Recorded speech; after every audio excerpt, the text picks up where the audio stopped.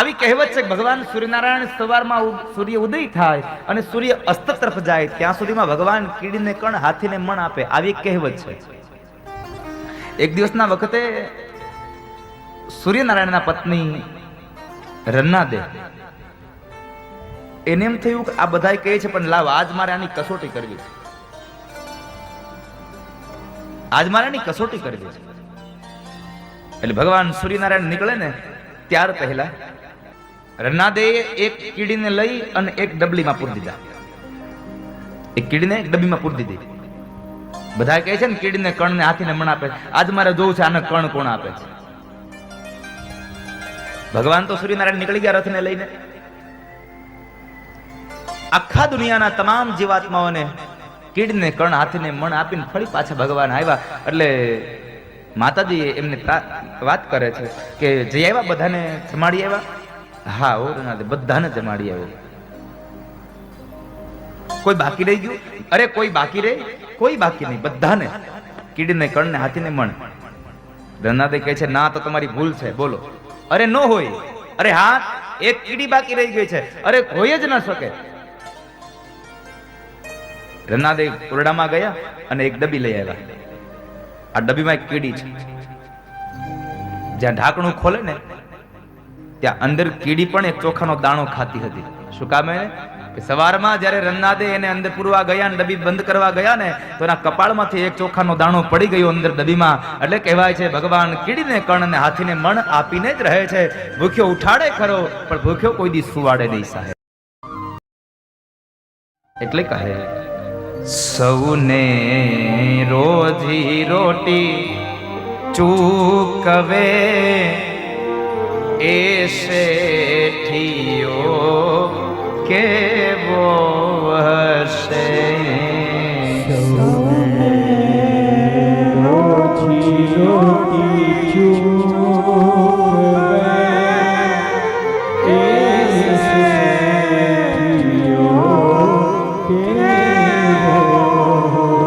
એટલે આ દુનિયામાં તમામ વસ્તુ ભગવાન પૂરી પાડે છે. કારણ એ ક્યાંય નિમિત્ત બનતા નથી, આપણને માત્ર નિમિત્ત બનાવે છે. માટે કોઈ દિવસ ક્યારે અભિમાન ન કરશો કે હું છું એટલે મારાથી આ સંસાર મારો પરિવાર ચાલે છે. ના, ક્યારેય અભિમાન ન કરશો. ઈશ્વર તો માત્ર આપણને નિમિત્ત બનાવે છે.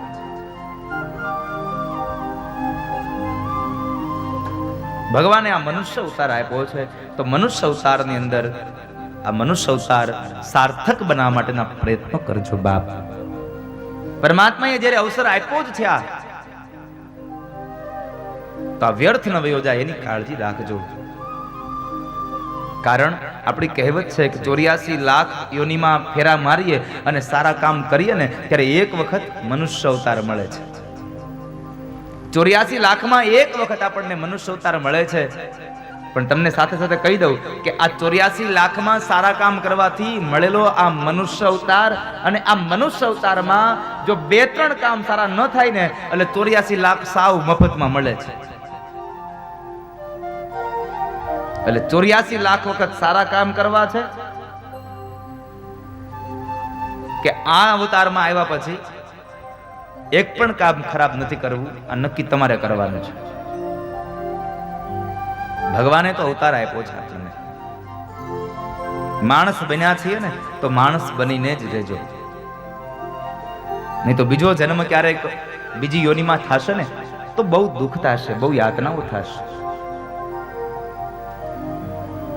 ખાલી એટલો વિચાર કરજો, ભગવાને આપણને આ વખતે માણસ બનાવ્યા, આવતા વખતે આપણે જેટલી યોનિઓ જોઈ છે, ફરજાની અંદર ભેંસ, બળદ, ગાય, આંગણામાં કૂતરા, બિલાડા, વાંદરા, આ જેટલા જેટલા તમે ખાલી યોનિઓ જોઈ છે ને એમાં ખાલી આપણો વારો આવશે ને તો આપણી દશા શું થશે. માટે આ વખતે માણસ બનાવ્યા છે તો મનુષ્ય અવતાર જીવી અને સાર્થક બનાવજો. એક જગ્યાએ એક પ્રવચન ચાલતું અને એ પ્રવચનમાં બરાબર એક મહાત્માજી ઉભા થયા અને બહુ બધી મેદની હતી. એટલે મહાત્માજી પ્રવચન કરતા કરતા એમ કહે છે કે હે જીવાત્માઓ, હે ભક્તજનો, ભગવાને આ વખતે માણસ બનાવ્યા છે ને, તો માણસ બનીને રહેજો, નકર આ જન્મમાં મર્યા પછી બીજા જન્મમાં પશુ યોનિમાં જાશું ને તો દશા માઠી થશે. એટલે એક આવી વાત કરી એટલે એક વધારે પડતો ડાયો માણસ, જેને આપણી ભાષામાં દોડડાયો કહી, ઊભો થયો. મહારાજ, તમે એમ કહો છો કે આ વખતે સારું જીવજો, નકર બીજી વખત પશુ યોનિમાં જાશો. તો મેં તો એમ સાંભળ્યું છે કે માણા મરે એટલે બીજો જન્મ માણસ જ થાય. મેં તો આવું સાંભળ્યું છે. તો તમે આવું કેમ કહો છો? સત્ય શું? મહાત્માજી કહે છે, ભાઈ તારી વાત સત્ય છે.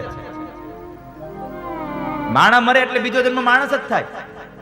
અરે તો તમે હમણાં એમ કહો છો કે અવતારમાં મરશું તો બીજા અવતારમાં પશુ યોનિમાં જાશું, ઘડીક ઘડીકમાં ફરી જાઓ છો. સાચું કહ્યું? અને ત્યારે પેલા મહાપુરુષ કહે છે, ભાઈ સાંભળ, સાચું કહ્યું ને તને બતાવું. તારી વાત સાચી છે, તે સાંભળ્યું છે કે માણા મરે તો બીજે જન્મે માણસ થાય. પણ ખાસ ધ્યાન રાખજો, માણસ મરે તો બીજા જન્મે માણસ થાય. કોણ? માણસ મરે તો બીજા જન્મે માણસ થાય. સમજાય છે ને મારા શબ્દો? કે હજી ન સમજાણા? ગયા સીધા બાયપાસ. કેટલા લોકોના વાત મારી સમજાણી? માણસ મરે તો માણસ થાય. જેને હાથ ઊંચા નથી કર્યા એને નથી સમજાણે ને. અમુક ને એમ હોય કે એને સમજાઈ ગયું એટલે કહી દીધું. એને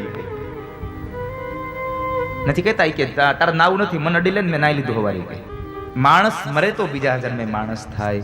આ વખતે ભગવાને મનુષ્ય અવતાર આપ્યો છે, તો મનુષ્ય અવતાર વ્યર્થ ન ભયો જાય એના માટે ભગવાનના નામનો મહિમા ગાજો, ઈશ્વરના નામનો ગુણાનુવાદ ગાજો. સાહેબ, હરિના નામની કથાઓ ગાઈ લેજો,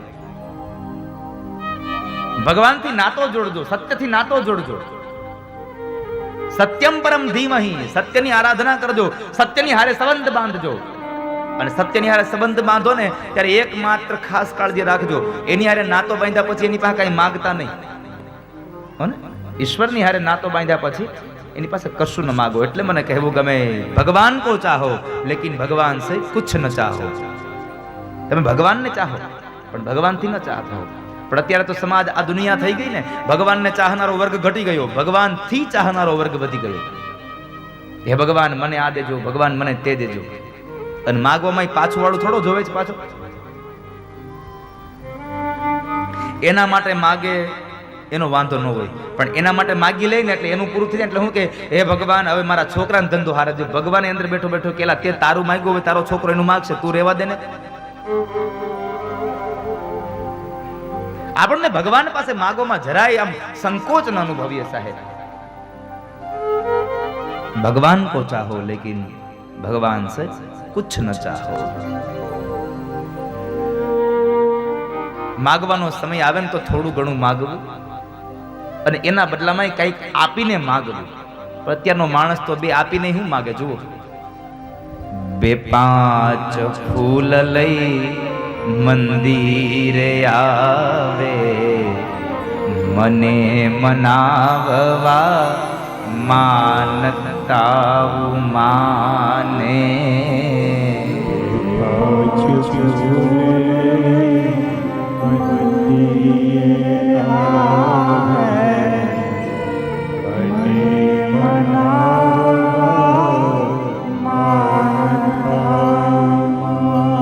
આમાંય ભગવાનને 2 ફૂલ દે છે ને, એમ નથી આપતો. આપણે એમ કઈ એલા ઓલા ભાઈએ તો સત્યનારાયણની કથા કરી એની ઘરે, એને એમને નથી કરી, તો એને માનતા કરી હતી, માનતા ફળી ગઈ ને એટલે કથા કરી છે, નકરી કથા ન કરે. અરે કથાની વાત તો બહુ આઘી છે, 2 દિવાય ન કરીએ. બેનો છે ને બરાબર પ્રસંગમાંથી આવે અને ઘરેણા કાઢતા હોય, એમાં કામમાં ઘરેણું ક્યાંક મુકાઈ જાય અને પછી જડે ને એટલે હું કે હે માતાજી આ મારું ઘરેણું જડી જાય ને તો 2 દીવા કરે. કેટલા દીવા? મારું ઘરેણું જડી જાય તો હું 2 દીવા કરે, અને ઈ પાછું જડી જાય તો, જો ન જડે તો તમે 2 દીવાની રાહ તો જોતા જ નહીં. જિંદગીમાં રાહ ન જોતા. મને મનાવવા માનતા ભગવાનને મનાવવા હાટું માનતા કરે. હે ભગવાન મારું આમ થઈ જાય ને તો હું તમારું આમ કરી નાખી. એટલે આમાં તો ભગવાનને એક કીધું તમે મારું કરો તો હું તમને આપું. 2 ફૂલ લઈને મંદિરે આવે વળી હારે પાછું વળી લોટરીની ટિકિટની ઝેરોક્સ લેતો આવે ને ભગવાનને મૂકે. ભગવાન આ જરા ખુલેથી ધ્યાન રાખજો ને નંબર યાદ રાખજો. પણ ભગવાન અંદર બેઠો બેઠો નો જવાબ આપ્યો, 2-5 ફૂલ લઈ મંદિરીએ આવે, મને મનાવવા માનતા માને. 2-5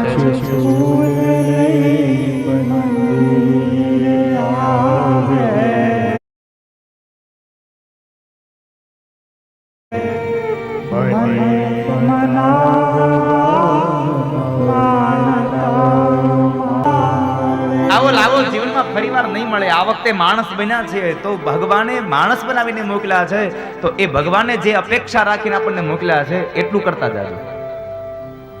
ઈશ્વરે આપણને મોકલ્યા છે તો એટલું કરતા જાજો બાપ.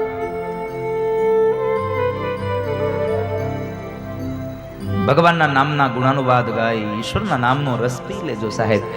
એટલે જ તો ભાગવતનું પ્રથમ સ્કંદ, પ્રથમ અધ્યાય અને 3જો શ્લોક ભગવાન વેદવ્યાસ બોલ્યા છે. આ દુનિયામાં રસ પીવા જેવો હોય તો ભગવાનના નામનો રસ છે. અને રસ પીવો હોય તો ભાગવતનો રસ પીજો. કારણ આ ભાગવત એ એક ફળ છે. અને કેવું ફળ? તો કહે છે કે ઝાડવા ઉપર પાકેલું ફળ છે, પરિપક્વ ફળ છે.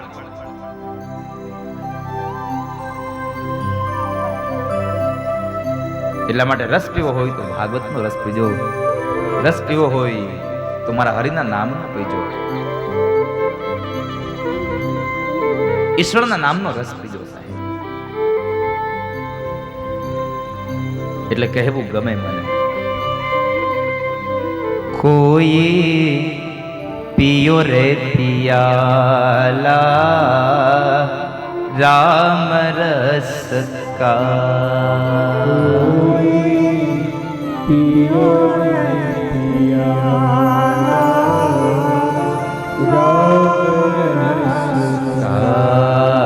કોઈ પિયો રે પિયાલા રામ રસ કા. નિગમ નિગમ યાને વેદ. એક તો વેદ અને વેદને લાગેલું એક ફળ એટલે શ્રીમદ ભાગવત. અને વળી પાછું કેવું ફળ? તો પરિપક્વ ફળ. અને એને વળી પાછું પોપટે ચાંચ મારેલી. એટલે આપણી ભાષામાં કહું તો હુડાનું ખાધેલું, પોપટનું ખાધેલું એટલે મીઠું ફળ હોય. શુકમુખાદ મૃત દર્વ સંયુતમ. પણ આ રસ જ્યારે પીવાની મજા આવે જ્યારે તમે ભાવુક બનો ત્યારે. માણસ ભાવુક બને ને ત્યારે એને આ ભાગવતનો રસ પીવાની મજા આવે. અને જે માણસ ભાગવતનો રસ પી લે એને જીવન જીવવાનો એક માર્ગ મળી જાય. ભાગવત તો મરતા શીખડાવે. અને મૃત્યુ એનું મંગલ હોય જેનું જીવન સારું હોય. સીધું મૃત્યુ મંગલ ન થઈ જાય. જેનું જીવન સારું એનું મૃત્યુ સારું. આ દુનિયામાં મરણ સુધારવાની આ વાત છે સાહેબ. મૃત્યુને સુધારવાનો આ અવસર છે. મરણને સુધારજો. મરણને સુધારા વગર નહીં ચાલે.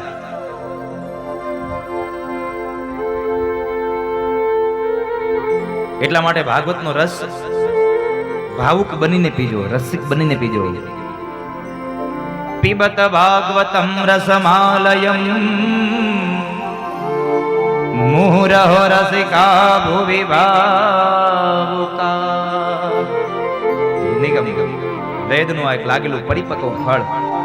ઘેરે દાબો નાખી અને કેરી પકાવો એમાં જે મીઠાશ આવે, અને આંબાના ઝાડ ઉપર જે કેરી પાકી જાય એમાં જે મીઠાશ આવે એમાં બહુ તફાવત હોય સાહેબ.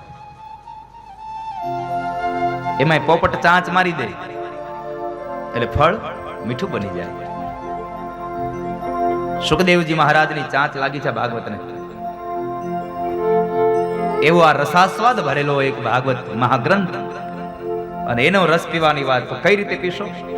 પીબત ભાગવતમ રસમાલયમ મુહુરહો રસિકા ભુવિ ભાવુકા. માણસ રસિક બનીને ભાગવતને પીવે, ભાવ ભરીને ભાગવતને પીવે તો મજા આવે સાહેબ. ભાગવત સાંભળજો તમે ભાવથી રેલો. ભાગવત સાંભળજો તમે ભાવથી બોલ. ભાગવત સાંભળજો તમે ભાવથી રેલો. એનો બહુ મોટો મહિમા છે. જે માણસ ભાગવતને સાંભળે એને તો ભગવાન મુક્તિ આપે છે. ભગવાન એને મુક્તિની પાછળ દોડતી જાય છે. જે માણસ ભાગવતની કથાને સાંભળે, ઈશ્વરના નામનો મહિમા ગાય. ભગવાને આપણને આવો સુંદર મજાનો અવસર આપ્યો છે. ભાગવતને સાંભળી આ ઘણા કહે છે 5 તારીખે ભાગવત પૂરી થઈ જાય. એલા ભાઈ, 5 તારીખે ભાગવત પૂરી થશે, પણ મારે તમને સંભળાવવાની પૂરી થશે. એ ભાગવતને સાંભળ્યા પછી હવે તમારા જીવનની ભાગવતો 6 તારીખે ચાલુ થાય. સાચી ભાગવતો 6 તારીખે ચાલુ થાય. ઘણા નથી કહેતા લગ્ન પતી ગયા. અરે લગ્ન નથી પતી ગયા, લગ્નની વિધિ પૂરી થઈ, હવે સાચું લગ્ન તો હવે ચાલુ થાય. લગ્ન પતી ગયા હોય તો પછી એ બે ભેગા શું કામ રહે છે? લગ્નની વિધિ પૂરી થઈ ગઈ, લગ્નની રસમો પૂરી થઈ ગઈ છે. સાચું લગ્ન તો હવે ચાલુ થાય સાહેબ. જે સપ્તપદી બતાવી, 4 ફેરા બતાવ્યા, 4 પોખણા બતાવ્યા, આ બધી વસ્તુ હવે પછી ચાલુ થાય. વરાજો માંડવામાં બેઠો હોય તો એને કોઈ હુયો મરાવે, હુયો ભરાવે એને તઈ તો જરાય દુખે ન પડે, કારણ કે આમ જરા ક્યાંય પરસેવાનો બિંદુ આવે ને ત્યાં બાજુમાં અણવર આવી ગયા હોય. એટલી સુવિધા હોય એને. 5 સ્ટાર હોટલમાં સુવિધા ન મળે એટલી સુવિધા આપે. હા, એને એના પગનું ચપ્પલ એને નહીં પહેરવાનું, એને ઈ પહેરાવે. જરા કઈ બૂટની આમ ઓલી અણી આમ વળી ગઈ હોય ને તો ઈ સીધી કરે, અને બૂટ માથે જરાક રસ ચડી હોય એટલે ખીચામાંથી રૂમાલ કાઢીને ઘસી દે. આટલી 5 સ્ટાર હોટલની સુવિધા ન હોય, આટલી વરાજાને હોય. પણ કેટલી ઘડી એ વરાજો હોય ત્યાં સુધી. જેવો વરાજો મટી જાય એટલે એ વરાજો ક્યાં આંટા મારતો એની કોઈને ખબર ન હોય, એનું બૂટ ક્યાં હોય એ કોઈને ખબર ન હોય. એ વરાજો પતી ગયો છે. માણસનું સ્થાનનું મહત્વ હોય છે આ દુનિયામાં. આ દુનિયામાં સ્થાનનું બહુ મહત્વ છે.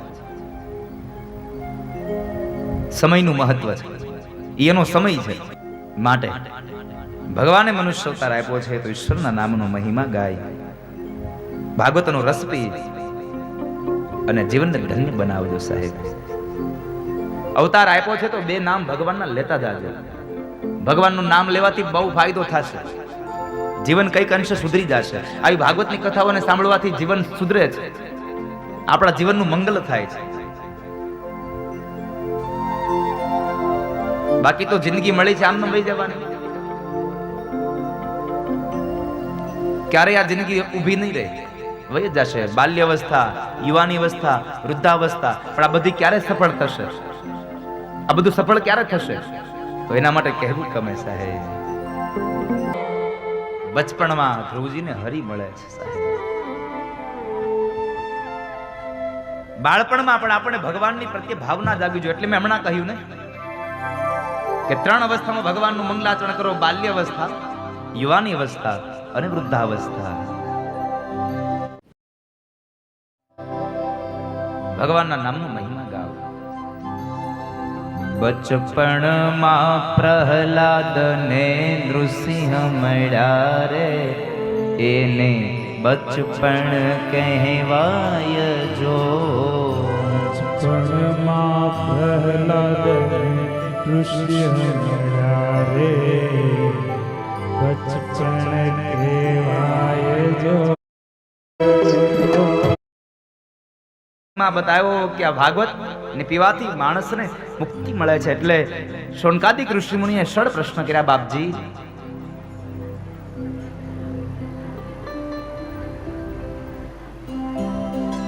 અમારા 6 પ્રશ્નોનો આપ જવાબ આપો.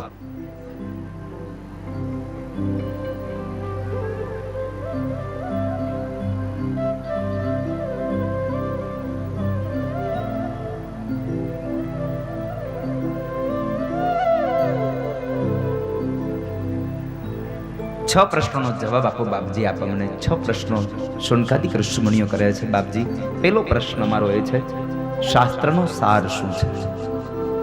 બીજો પ્રશ્ન, શ્રેય એટલે શું? ત્રીજો પ્રશ્ન, શ્રેયની પ્રાપ્તિ કેમ થાય? ચોથો પ્રશ્ન, ભગવાન રાજા બનીને શા માટે આવ્યા? પાંચમો પ્રશ્ન, ભગવાને ક્યાં ક્યાં અવતાર લઈ કઈ કઈ લીલાઓ કરી? અને છઠ્ઠો પ્રશ્ન, અનાવતાર દશામાં ધર્મ કોના શરણે ગયો? આ 6 પ્રશ્નોનો જવાબ અમને આપો.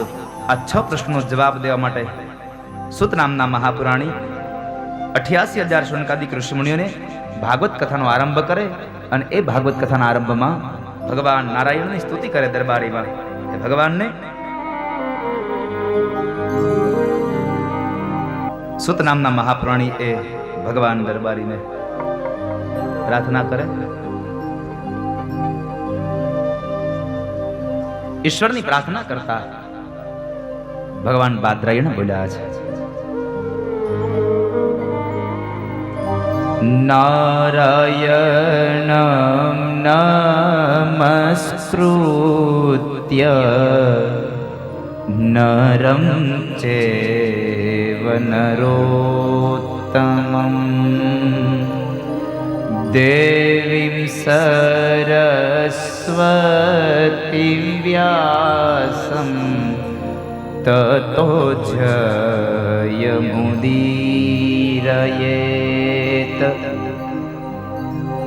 નારાયણં નમસ્કૃત્ય નરં ચૈવ નરોત્તમં. અહીંયા દો શબ્દનો પ્રયોગ કર્યો. નરોમાં જે ઉત્તમ છે, નરોત્તમ છે, એને વંદન કર્યા. દેવીં સરસ્વતીં વ્યાસં તતો જયમુદીરયેત.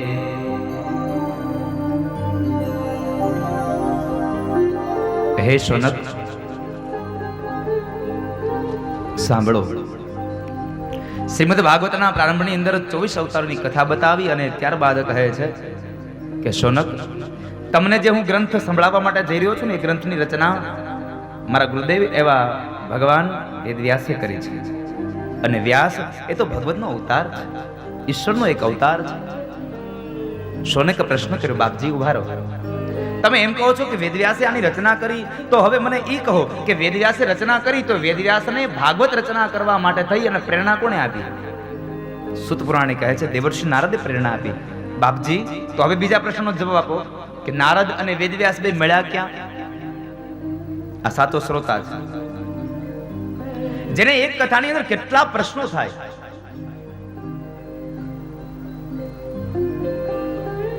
કેટલા પ્રશ્નો કર્યા. બાપજી, આ બે મળ્યા ક્યાં? કથા કરો. સાંભળો. શૌનક, એક વખતના સમયે વેદવ્યાસજી મહારાજ પોતાના બદ્રિકાશ્રમની અંદર ખિન્ન મને બેઠા છે, ઉદાસ થઈને બેઠા છે. અને એ સમય બરાબર નારદનું આગમન થયું. એટલે નારદને આગતા સ્વાગતા થઈ, પણ નારદ ઓળખી ગયા કે વેદવ્યાસ કઈક આજે ચિંતિત છે. એટલે નારદજીએ વેદવ્યાસને પ્રશ્ન કર્યો, પારાશર્ય મહાભાગ ભવત કચ્છિદાત્મના પરિતુષ્યતિ શારીર આત્મા માનસ એવ. હે વેદવ્યાસ, આજ તમારા ચહેરા ઉપર ચિંતા શા માટે? શું થયું? વેદવ્યાસ કહે છે, નારદ ઓળખી ગયા? અરે હા, કેમ નહીં? શું થયું? વેદવ્યાસજી મહારાજ કહે છે, નારદજી, થયું તો બીજું કંઈ નથી, પણ એક જ વાત થઈ છે કે મેં આટલા પુરાણો લખ્યા, આટલા વેદનો વિસ્તાર કર્યો, આટલા શાસ્ત્રોની રચના કરી, છતાં હજી મારા મનને કોઈ પ્રકારનો આનંદ મળ્યો નથી. મને આનંદ નથી મળતો. મને આનંદ મળે એનું મૂળ સાધન બતાવો ને. આનંદ કેમ મળે? નારદ કહે છે, અરે વેદવ્યાસ, તમારી વાત પણ સાચી છે. તમને આનંદ ક્યાંથી મળે? તમે અત્યાર સુધી લખ્યું ને એ બધું જ જ્ઞાન લખ્યું, ને માત્ર જ્ઞાન નહીં, ગુઢ જ્ઞાન લખ્યું. ને ગુઢ જ્ઞાનમાં તો કળિયુગના જીવાત્માને આળસ આવે, આનંદ ન મળે. એમાં તમને આળસ આવે, આળસ અને પ્રમાદ ઉભો થાય.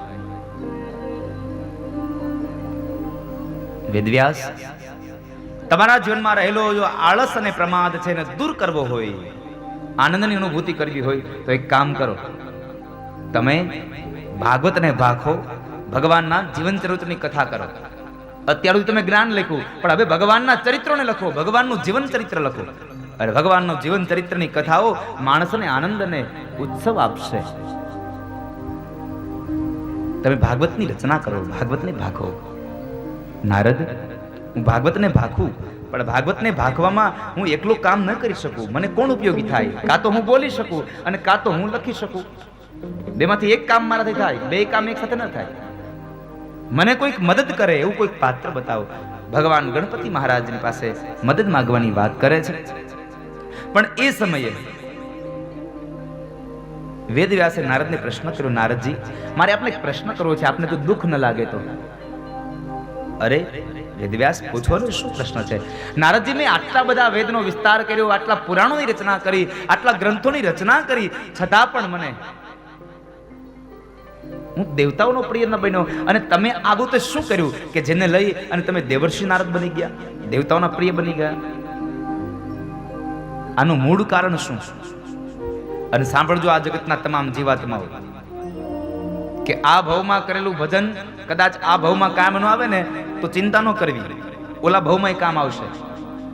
કારણ તમારું કરેલું ક્યારેય ફોગટ નહીં જાય, ક્યારેય ફોગટ નહીં જાય.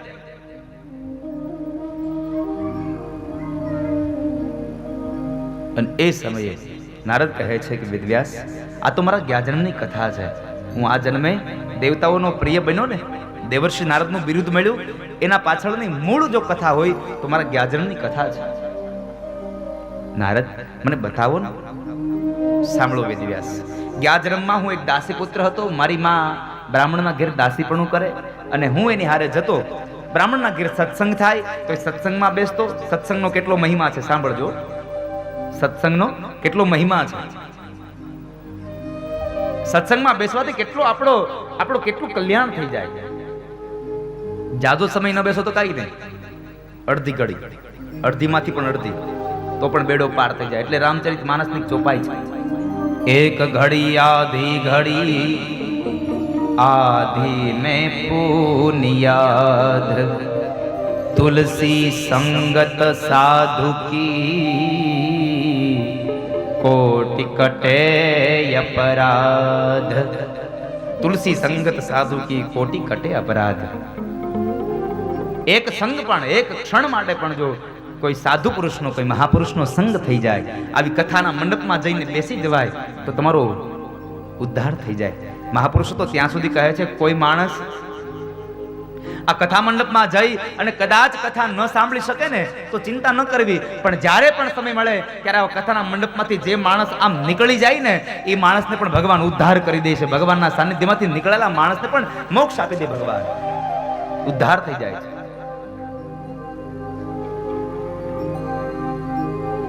માટે ભાગવતના મંડપમાં જઈને તો બેસવું સાહેબ. અને ભાગવતનો મંડપ એટલે માણસને મનથી મક્કમ બનાવનારો એક આ મારી હોસ્પિટલ છે. તમે જુઓ, હાડકું ભાંગી જાય તો હાડકાનો હોસ્પિટલ હોય, કેન્સર થાય તો કેન્સરના હોસ્પિટલ હોય, એના ડોક્ટરો હોય, તાવ આવે તો એના ડોક્ટરો, એની હોસ્પિટલ હોય. આ બધા પ્રકારના રોગો હોય તો એના માટેના થઈ અને દવાખાના હોય, એના માટેના ડોક્ટરો હોય. પણ તમે કોઈ દી સાંભળ્યું જે માણસ મનથી ભાંગી ગયો હોય એના માટેના દવાખાના? હા, જે માણસ મનથી ભાંગી ગયો હોય ને એના માટે આવા ભાગવતના મંડપ છે, એના દવાખાના છે. જે માણસ મનથી ભાંગે એ મંડપમાં આવીને બેસે ને એટલે આવી ધર્મની વાતોને સાંભળી અને માણસ ફરી પાછો ઊભો થઈ જાય. लास्ट वीडियो के अंदर हमने टेक्स सॉल्यूशंस लिमिटेड के बारे में काफ़ी सारी बातें करी थी और आपको मैंने एनएसी वेबसाइट के ऊपर ये કારણ એને બળ મળે છે, માણસ ઊભો થઈ જાય. માટે ધર્મના મંડપમાં જઈને બેસવું. સત્સંગનો મહિમા છે, સાંભળજો કેટલો મહિમા છે. વેદવ્યાસ બ્રાહ્મણના ઘરમાં સત્સંગ થાય, સત્સંગને સાંભળતો. એક વખતના સમયે ચાતુર્માસ કરવા માટે સંતો પધાર્યા. સંતોની રસોઈ મારી માં બનાવે અને એ સંતોને જમાડી લે એટલે હું એની જૂઠી પતરાવાળી લઈ અને મૂકવા જતો. અને પછી જે સંતો ભજન કરે એ ભજનમાં બેસતો અને એની વાતો સાંભળતો. એમાં એક વખતના સમયે સંતોની પ્રસાદી એ પતરાવાળી લઈને જતો હતો અને મને મનમાં એમ થયું કે લાવને આ પ્રસાદ ખાઈ લઉં. પ્રસાદનો બહુ મહિમા છે. લાવને પ્રસાદ ખાઈ લઉં.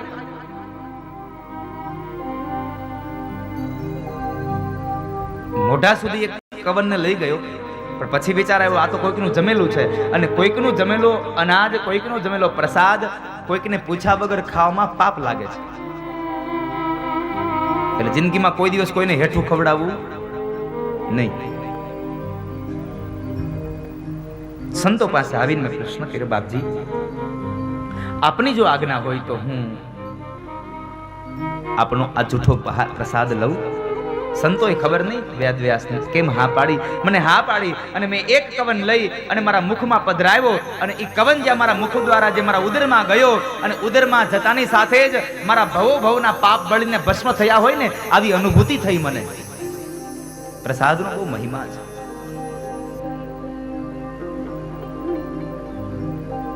પ્રસાદ ખાવાથી આપણા ભવ ભવના પાપ બળી જાય છે, ભવ ભવના પાપ મટી જાય છે. એટલે તો આપણે કહીએ છીએ કે આરતી પ્રસાદ ન થાય ત્યાં સુધી કોઈ પોતાનું સ્થાન છોડવું નહીં, પણ જેવી જય બોલાવા એટલે એને પ્રસાદ ખાધો ને આખું જીવન પરિવર્તિત થયું. પછી તો વેદવ્યાસ ભગવાનનું ભજન કરતો રહ્યો. એમાં ચાતુર્માસ કેમ સમય પસાર થયો ખબર ન રહી, અને ચાતુર્માસનો સમય સંપન્ન થયા બાદ સંતો જ્યારે વિદાય લે છે, મેં એમને પ્રાર્થના કરી, બાપજી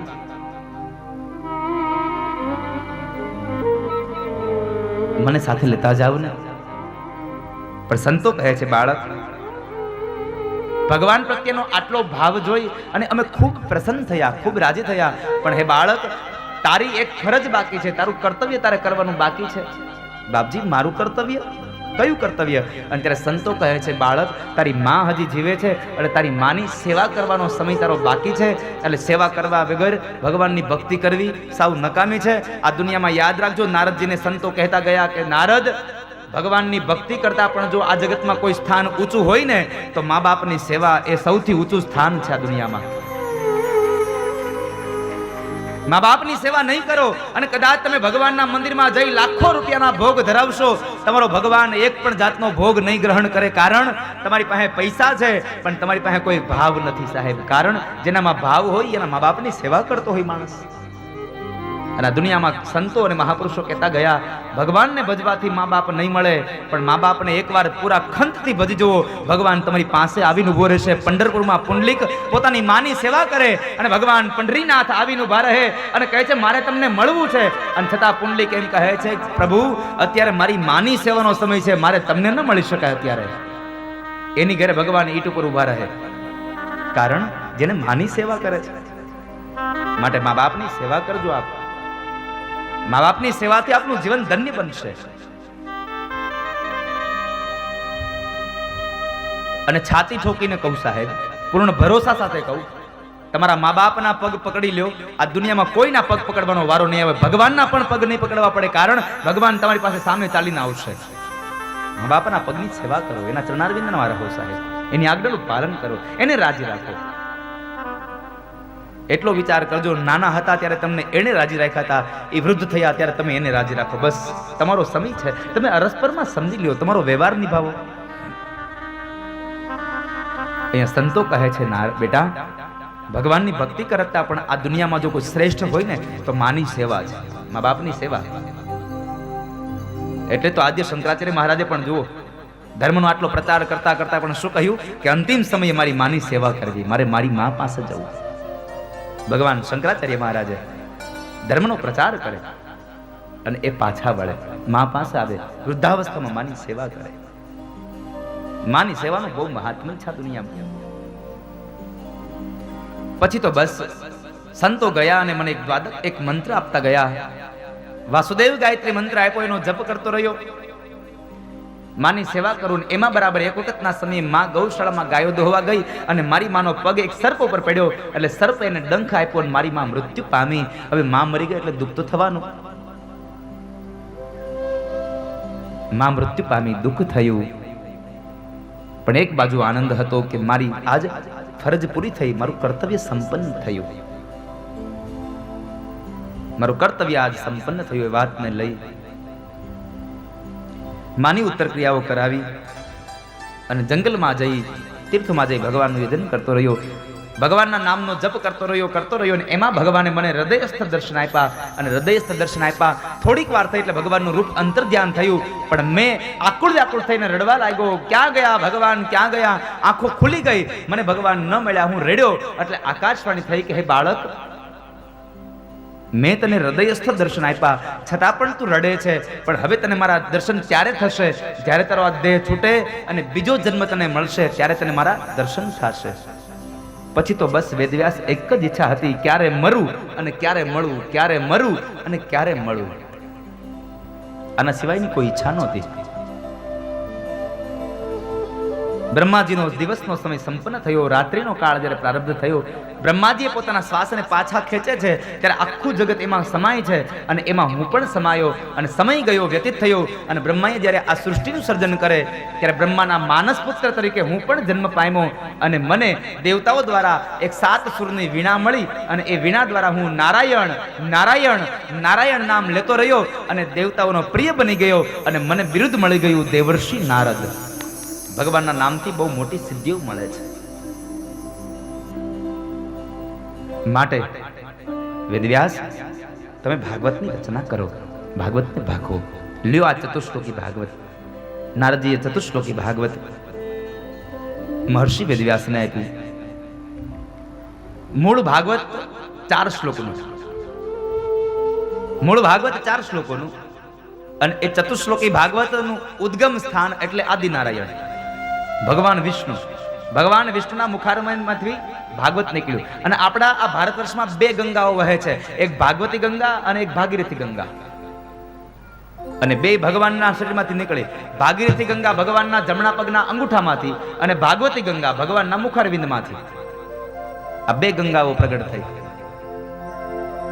એ 2 ગંગાઓને લઈ એમાં ભાગવતી ગંગાનું ચતુશ્લોકી ભાગવત ભગવાન નારાયણે બ્રહ્માને આપ્યું, બ્રહ્માએ સનત કુમારોને આપ્યું, સનત કુમારોએ દેવર્ષિ નારદને આપ્યું અને નારદે એ ચતુશ્લોકી ભાગવત મહર્ષિ વેદવ્યાસને આપ્યું અને વેદવ્યાસે એ ચતુશ્લોકી ભાગવત એટલો વિસ્તાર કર્યો કે 4 શ્લોકમાંથી 18,000 શ્લોક બનાવ્યા. એટલે એનું નામ વ્યાસ પડે છે. ચતુશ્લોકી ભાગવતની રચના, એમાંથી 18,000 શ્લોકોનું ભાગવત રચાયું. મહાપુરાણની રચના થઈ અને એ મહાપુરાણની રચના અને એ કેવું ભાગવત બનાવ્યું તો કવિ પુરુષોત્તમદાસ કહે છે, ભાગવતને લખ્યા પછી હવે મારું આ ભાગવત વાંચશે કોણ? મેં લખી તો નાખ્યું, હવે શું કરું? કારણ વાંચનાર તો મારો દીકરો સુખદેવ જન્મતાની સાથે જ ઘર છોડીને નીકળી ગયો, તો હવે કોણ વાંચશે આ ભાગવતને?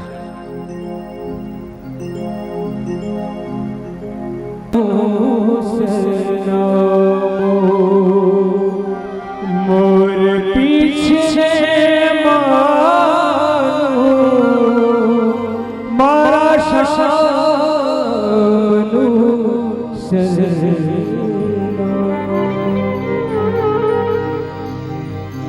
મોર પીછની માત ભગવાનના મસ્તકમાં મોર પીછ શોભે છે.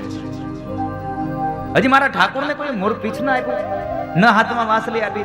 જે દિશામાંથી અવાજ આવે છે ને એ દિશામાં સુખદેવ ચાલતા થયા. અને આમ પણ નિયમ છે સાહેબ કે હીરાની કિંમત ઝવેરી જાણે, શાકભાજી વાળાને ખબર ન પડે. એટલે સુખદેવ ચાલતા થયા છે અને જે જગ્યાએ બાળકો ઉભા છે ત્યાં આવીને કહે છે, બાળકો આ અધૂરા શ્લોકો તમે ગાઓ છો? હા મહારાજ. કેમ તમને પૂરા નથી આવડતા? આવડે છે ને, તો કેમ પૂરા નથી ગાતા? તમારે સાંભળવો છે? હા મારે સાંભળવો છે, મને સંભળાવો ને. અને એ સમયે સુખદેવજી મહારાજને વેદવ્યાસ મહારાજના પરમ શિષ્યો ભાગવતનો 10મો સ્કંદ વેણુ ગીત સંભળાવે. બરહાપીડમ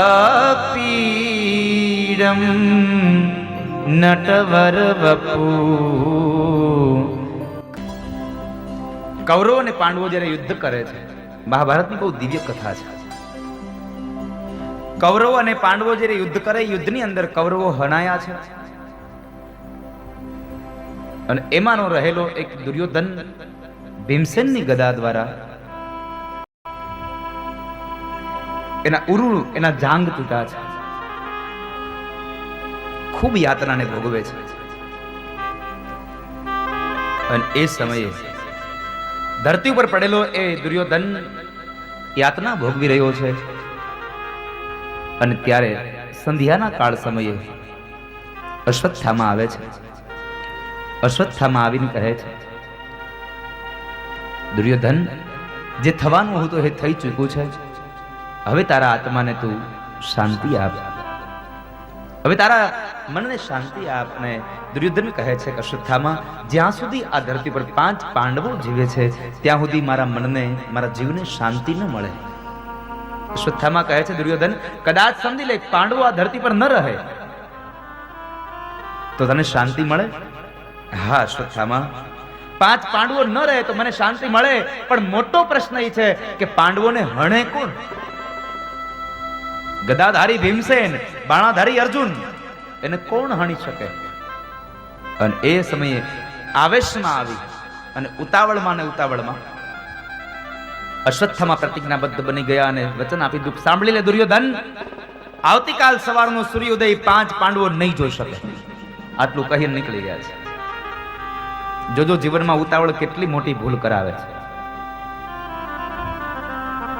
મહાભારત એક એવો ગ્રંથ છે જેને આપણા ઋષિ મુનિઓએ, મહાપુરુષોએ પંચમ વેદ કહ્યો છે. 5મો વેદ છે મહાભારત.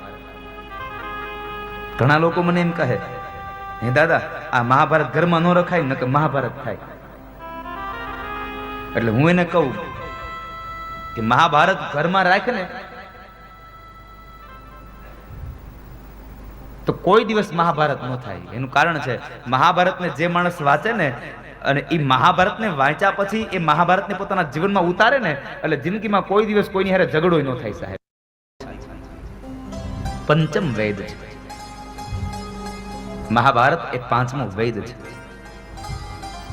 માટે મહાભારતને ઘરમાં રાખવાથી ઝઘડા નહીં થાય, કાંધીમાં મૂકી રાખવા ઝઘડા થાય. મહાભારતને ગ્રંથને વાંચો સાહેબ. અને આમ પણ કોઈ પણ પુસ્તક તમે બજારમાંથી લઈ આવો અને તમે એને માળિયામાં ચડાવી દો, એમ એની કિંમત થાય ના, એને વાંચવી પડે. અશ્વત્થામા નીકળી જાય છે. નક્કી કરે શું કરવું. નક્કી કર્યું કે આજ સાંજના રાત્રિના સમયે, મધ્યરાત્રિએ જ્યારે પાંડવો સૂતા હોય ત્યારે એને માણે હણી નાખવા છે, એને ત્યારે મારી નાખવું. 5 પાંડવો ભોજન કરી પરવારી અને જ્યારે પોતાની ઓરડીમાં જ્યારે સુવા માટે જાય છે, અને એ સમયે ભગવાન કૃષ્ણ કહે છે, પાંડવો, આજે તમારે અહીંયા સુવાનું નથી, તમારે મારી સાથે ચાલવાનું છે. આપણે કહીએ છીએ ને, કૃષ્ણ કહે એમ કરાય. એટલા માટે કૃષ્ણ જેમ કહે એમ કરો ને, કોઈ દિવસ તમારું અહિત ન થાય. ભગવાને પાંડવોને પણ કહ્યું, અને પાંડવોના 5 દીકરાઓ જે છે, દ્રૌપદીના 5 દીકરા, એને પણ કહ્યું કે ચાલો તમે પણ દ્રૌપદીના 5 દીકરા ન માન્યા. પાંડવો ગયા અને જે જગ્યાએ પાંડવો સુવાના હતા ત્યાં એ દ્રૌપદીના દીકરા સુઈ ગયા. અને અશ્વત્થામા મધ્યરાત્રિએ આવ્યો અને 5 વ્યક્તિઓ સુતા છે, એટલે એને એમ થયું કે આ 5 પાંડવો છે. એટલે મધ્યરાત્રિએ અંધારાની અંદર એક ખડગના પ્રહારને લઈ અને 5 દ્રૌપદીના દીકરાઓના મસ્તક ધડથી અલગ કરી નાખ્યા.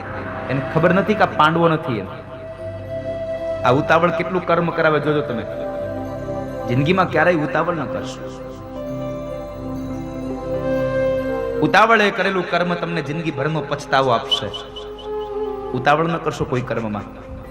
કોઈ કામ કરતા પહેલા એક વખત વિચારો ને પછી એક વખત કામ કરો. પણ આપણો મનુષ્ય જીવનનો એવો નિર્ણય થયો છે ને, એવો માણસનો વિચાર થયો, પહેલા કામ કરી નાખે પછી બેઠો બેઠો વિચારશે હવે આનું શું થાય. કે પહેલા તું વિચાર ને પછી કામ કરને.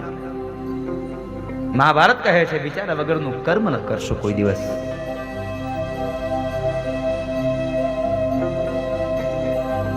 પાંચ પાંડવોના એ દીકરાઓના મસ્તકને હણી લઈ રક્તની ધારાઓ વહે છે. પાંચેયના વાળની એક ચોટલી બનાવી પાત્રમાં રાખી મધ્યરાત્રિએ દુર્યોધન પાસે જઈને કહે છે કે લે અશ્વત્થામા. અશ્વત્થામા કહે છે કે લે દુર્યોધન,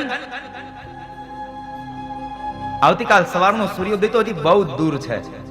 હવે તારા જીવને શાંતિ આપ. કારણ 5 પાંડવો આ ધરતીમાં નથી રહ્યા. કોણે કહ્યું? અરે હું કહું છું, મેં માર્યા છે, મેં હણ્યા છે. કઈ સાબિતી? અરે લે 5 પાંડવોના મસ્તક સાથે લઈને આવ્યો છું. નજીકમાં મસ્તક લાવે છે. ધરતી ઉપર પડેલો એ દુર્યોધન પોતાના જમણા હાથથી 5 ખોપડીઓને દબાવે છે. 5 ખોપડીઓને દબાવીને તો 5 ખોપડીમાં પોતાના આંગળા ખૂંચી ગયા. એ પાંચેય ખોપડીઓમાં આંગળા ખૂંચી ગયા અને દુર્યોધન ભરોસા સાથે કહે છે કે અશ્વત્થામા, તમારી કોઈ ભૂલ થઈ ગઈ છે. આ ખોપડીઓ પાંડવોની નથી. કારણ ભીમસેન અને અર્જુનની ખોપડી એટલી નરમ ન હોય કે મારી આંગળીઓ એમાં ખૂંચી જાય. જેને મારા ઉરુને તોડ્યા છે એ ભીમસેનની ખોપડી આટલી નરમ ન હોઈ શકે. તમારી કોઈ ભૂલ થઈ ગઈ છે. અંજવાળું મગાવે, જ્યાં ફાનસ દીવો મગાવ્યો, જ્યાં અંજવાળે જોયે તો ઓહો, આ તો 5 પાંડવો નહીં, દ્રૌપદીના 5 દીકરાઓ. દ્રૌપદીના 5 દીકરાઓને જોઈ અને દુર્યોધનની આંખમાંથી અશ્રુની ધારા વહી ગઈ. કહે છે, અશ્વત્થામા, શું કર્યું તમે આ? શું કર્યું તમે આ? અમારી પાછળ કોઈ પિંડદાન ન કરે, તમારો વંશ ન રહેવા દીધો તમે. અશ્વત્થામા નીચે જોઈ જાય છે. પછતાવો ખૂબ થયો. મેં હમણાં કહ્યું નહીં, જિંદગીમાં ઉતાવળમાં કોઈ કામ ન કરશો, કારણ ઉતાવળનું કામ તમને પછતાવો આપશે. ઉતાવળ ન કરશો જિંદગીમાં, ધીરજ રાખો. એટલે તો કહેવું પડે, ધીરજના ફળ મીઠા હોય છે. ધીરજ રાખશો જિંદગીમાં. અશ્વત્થામા ચાલ્યા ગયા છે. આ બાજુ સવારનો સૂર્યોદય થયો. 5 દીકરાઓ જાગ્યા નહીં. દ્રૌપદી જગાડવા આવે, જુએ તો 5 દીકરાઓના ધડ છે, પણ મસ્તક વિહોણા, રક્તની ધારાઓ વહી છે, લોહીના ખાબોચિયાઓ ભર્યા છે. માં દ્રૌપદી અતિ કલ્પાંત કરે. માં કુંતા આવ્યા. કુંતાએ કલ્પાંત કર્યું અને અંત સમય બરાબર ભગવાન કૃષ્ણ 5 પાંડવોને લઈને આવે છે. આ દ્રશ્યને જોઈને અર્જુન પ્રતિજ્ઞાબદ્ધ બન્યા.